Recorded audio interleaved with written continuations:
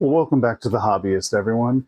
Today I'm going to show one of my previous builds that I put together, which is a 12-volt solar battery. This solar battery is based on four 60 amp hour lithium iron phosphate cells.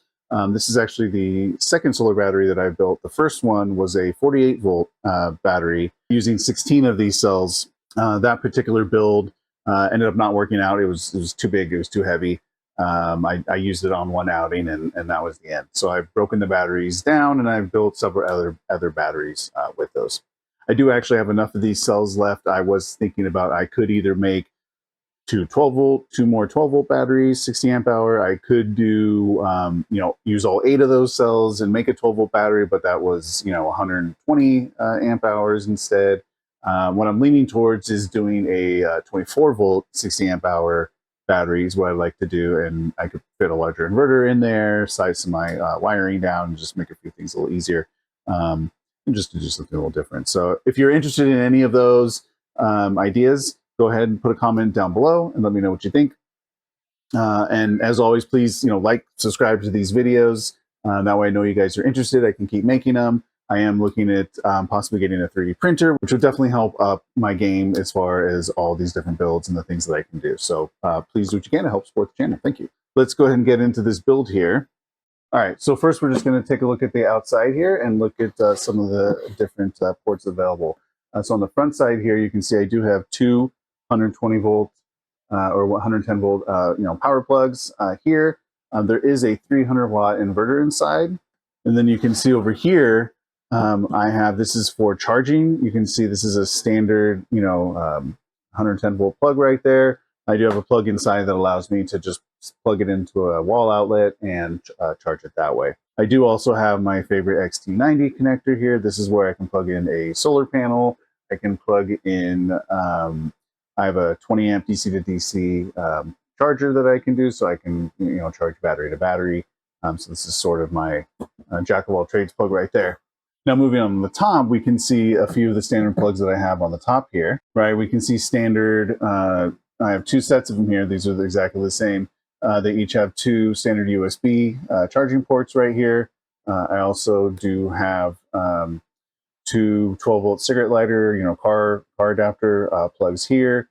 And then the switches to turn on. It is actually, the breaker is off on the inside right now, so it's not going to turn on. These are also voltage indicators when it's on. This gives me a voltage indicator on the top here. Let's go ahead and switch it on. So you can see I get my voltages on the top right there. So let's go ahead and take a look at the inside now. So now you can see the inside. I'll go ahead and take out, because there's some extra room in here with the box that I use. You'll notice this was just a standard toolbox that I used, just the size fit, the style fit. There was a little extra room. I could keep a few things in here. This is the charging. This is just a extension cord basically that I keep in there to charge it. I do also keep this little baggie right here that has a few little tools and some extra fuses inside. And then some spare USB. Okay, watch that. There's some spare USB cables. I do also keep handy in here. This is just a headlamp. I just have a light in here. Extra plug. Right, just regular plugs just to extend. I also do keep, because this is kind of part of my little disaster kit, I do keep a shortwave radio tucked away inside here. So we can see, so this is the main setup here. Let's take a little bit of a closer look. Okay, so now I'm just going to do a quick overview of kind of the whole thing so you can get a few ideas, and we'll get into a few more specific things. I do have links below for all the parts that I've used, so if you want to take a look, please take a look below. The one thing you don't really see in here, it is tucked behind, is the BMS. You do see, actually, here's just the Bluetooth dongle for it right here. So I do put it out here because it does have a little push button, so when it does go to sleep and it's not active, it turns off for power saving. So I can click this to turn it on, and then I can just pull the app out on my phone and connect to it and take a look.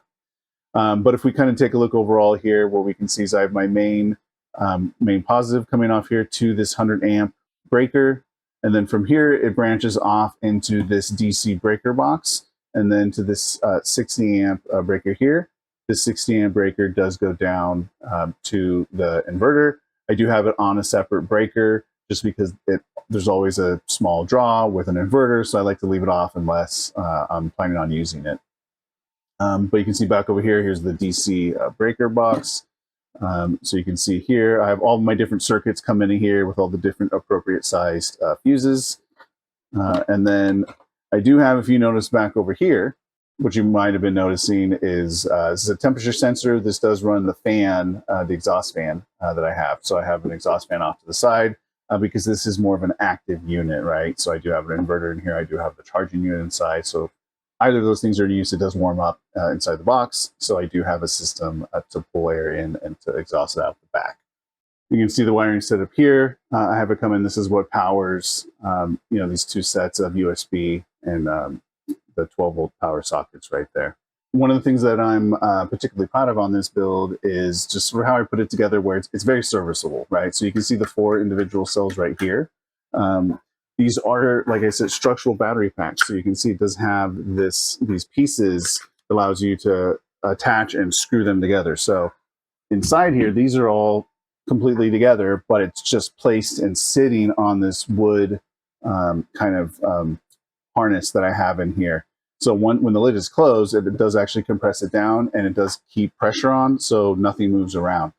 But I can open it up, unhook some of the wires. This comes out. I can get to the battery pack and it's completely serviceable, which I think is pretty cool. Here's just another, just sort of a quick view of sort of my main power coming out here to the 100 amps. You can get a closer look. If you want to get a closer look at the breaker box, you can see here, disconnect it there. We can get a closer look at the breaker box and the different circuits that I have coming in. And then you can even see a little bit, you might even be able to see, it's hard to see down here, the fan under this XT90 that I use. And that's pretty much the full build.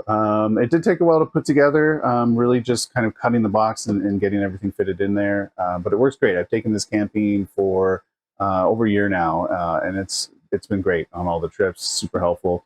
Like I said, I've built more, which you guys will get to see too. So if you're interested in seeing more things like that, please go ahead, like, comment, subscribe to the video, so that way I know you guys are interested.